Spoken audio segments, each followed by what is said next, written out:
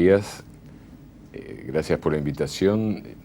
A mí me resulta interesante en este momento que veamos un poco lo que sería en la política económica la planificación económica. El término planificación a veces nos remite a situaciones donde el Estado interviene en la economía para regular el mercado, pero lo visualiza ese momento como un momento que se prolonga en el tiempo en mediano y largo plazo.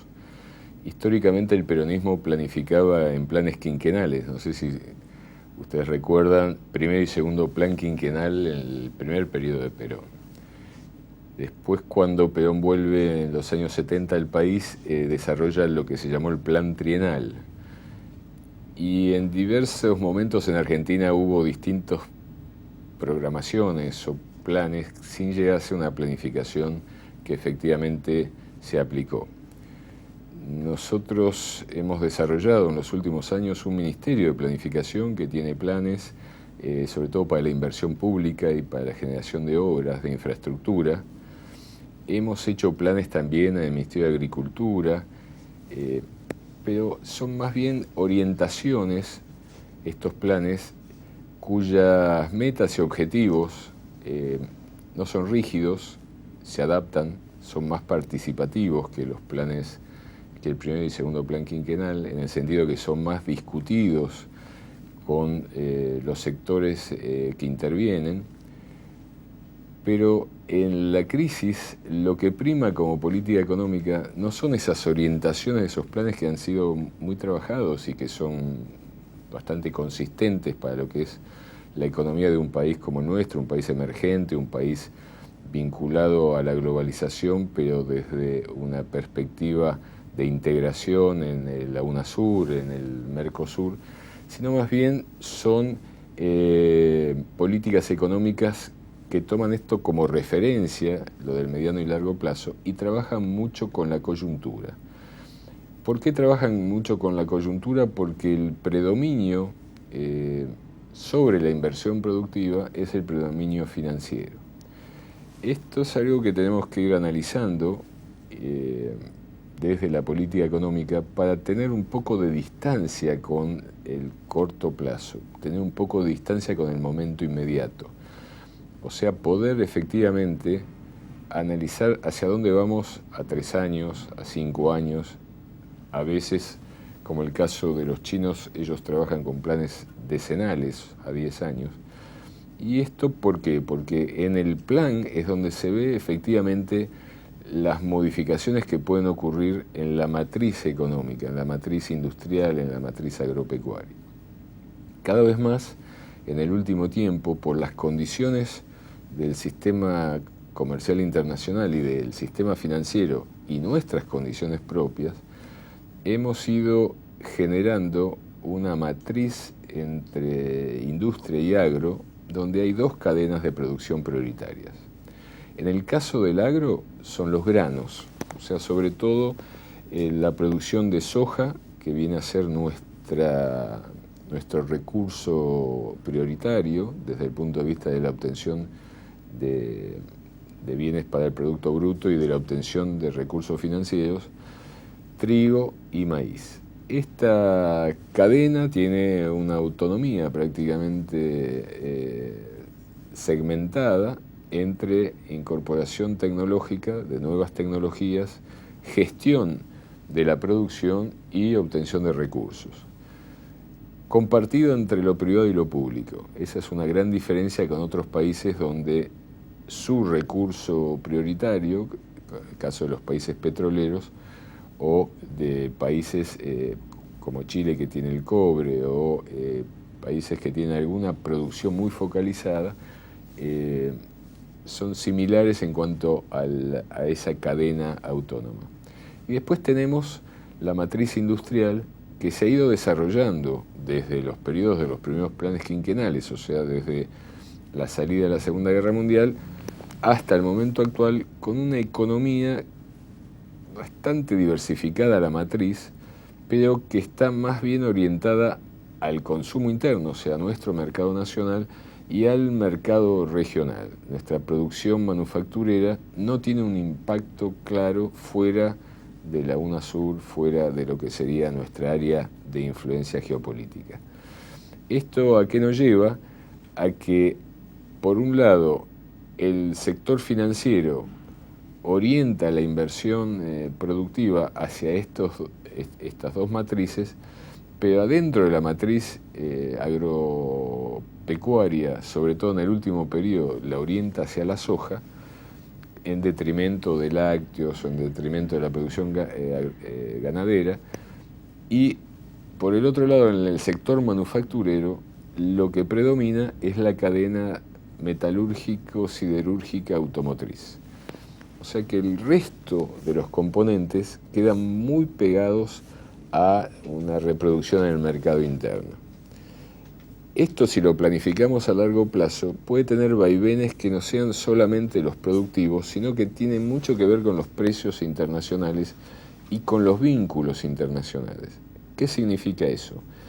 Nosotros estamos muy pendientes del precio de la soja, que tiene mucho que ver con si se mantiene el consumo y la demanda insatisfecha de parte de países como China o como la India, pero al mismo tiempo de la producción, de la oferta productiva de Estados Unidos, Brasil, nosotros, Paraguay. O sea, hay un tema de cambio climático que habría que analizar. En este momento es favorable hacia nosotros, llamémoslo, la corriente del Niño, y si cambia, ¿cuál sería el impacto sobre la producción de soja y el precio de la soja? O sea, hoy está muy alto y a lo mejor permanece así el año próximo y 2 años más. Pero ¿qué pasa si se revierte ese valor? Al mismo tiempo, en la producción manufacturera, nosotros hemos desarrollado un vínculo muy fuerte de pequeñas y medianas empresas, y en el último periodo también de grandes empresas, con Brasil. O sea, Brasil ha sido de alguna manera nuestro hermano mayor desde el punto de vista de que cuando Brasil crece, nosotros crecemos atados a esa producción brasilera y viceversa. Sobre todo en esta cadena siderúrgico-metalúrgica automotriz. Esto también ha tenido sus idas y vueltas respecto a los superávit y déficit que hay, porque el tipo de cambio de cada uno de nosotros impacta mucho. De allí que cuando la moneda de Brasil se hace más dura, a nosotros nos viene bien para el intercambio comercial, pero cuando nuestra moneda se hace más dura, hay que ver los cambios de productividad con respecto a la industria brasilera para ver cómo influye en nosotros. Lo mismo cuando ellos entran en una semicrisis, o sea, cuando su crecimiento deja de ser del 4 o del 5% y baja al 2%, cómo impacta en las importaciones de productos de Argentina y viceversa. Esto ha llevado a que en el último periodo ambos países, desarrollando un proteccionismo nacional, han descuidado el origen del Mercosur, que era el proteccionismo regional, o sea que era un mercado protegido hacia terceros, y hacia adentro iba desarrollando una matriz común. Esto hoy día nos ha llevado a que, por ejemplo, en la industria automotriz hay una matriz común intrafirma. Por un lado, por ejemplo, la Volkswagen produce acá bienes y partes que intercambia con la Volkswagen de Brasil y viceversa. O sea, hay una producción intrafirma y al mismo tiempo hay una producción de conjunto, o sea, de los productos terminados o semiterminados. Esto nos pone en la disyuntiva de que el vínculo con Brasil tiene que ser un vínculo muy estrecho. Cualquier dificultad en ese vínculo impacta inmediatamente en la actividad privada interindustrial. Al mismo tiempo, el hecho de que en la cadena agraria la soja sea prioritaria, se ha generado una actividad muy fuerte de exportación de nuestro lado respecto a China y del otro lado de compensación de parte de esa exportación que hacemos a China con importaciones chinas de producto manufacturero en muchas circunstancias de un valor menor a el de la producción brasilera. O sea, de alguna forma hemos generado una sustitución en el vínculo comercial lo que en el comercio internacional se llama un desvío hacia China en relación de nuestro vínculo Mercosur-UNASUR. Esto es para tener en consideración sobre todo en las actividades a mediano y largo plazo, porque a mi entender el vínculo con Brasil va más allá de lo estrictamente coyuntural en lo económico, es un vínculo, yo diría, antropológico-cultural. Para nosotros, la América Latina, y dentro de la América Latina el UNASUR, y dentro del UNASUR el vínculo con Brasil, forman parte de las raíces de nuestra idiosincrasia, de las raíces culturales, pero también forman parte de lo que sería el futuro a nivel internacional de las regiones integradas. ¿Cuál es en nuestro futuro? O sea, en la identidad del ser hay que pensar en lo inmediato y en lo pasado, y después viene el por pensar, hacia dónde vamos.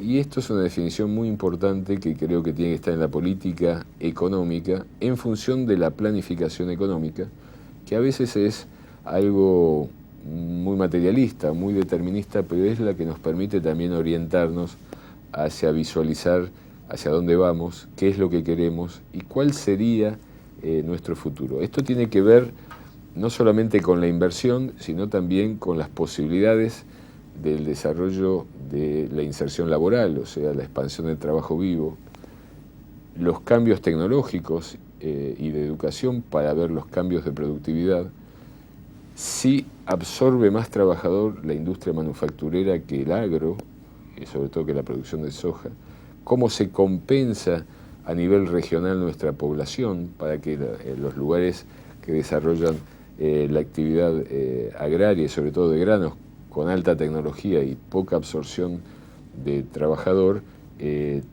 no queden despoblados, queden también de alguna manera a nivel de nuestra geopolítica migratoria interna compensados con las grandes urbes y sobre todo con las grandes urbes manufactureras como el caso del área metropolitana o el Gran Rosario o el Gran Córdoba, pero también desde el punto de vista regional. ¿Qué pasa con la población respecto al sur de Brasil, al crecimiento del sur de Brasil? ¿Cómo hacemos para que nuestra producción industrial y manufacturera no se vaya a algún estado brasilero por algún tipo de política fiscal compensatoria más conveniente y deje acá una industria vacía?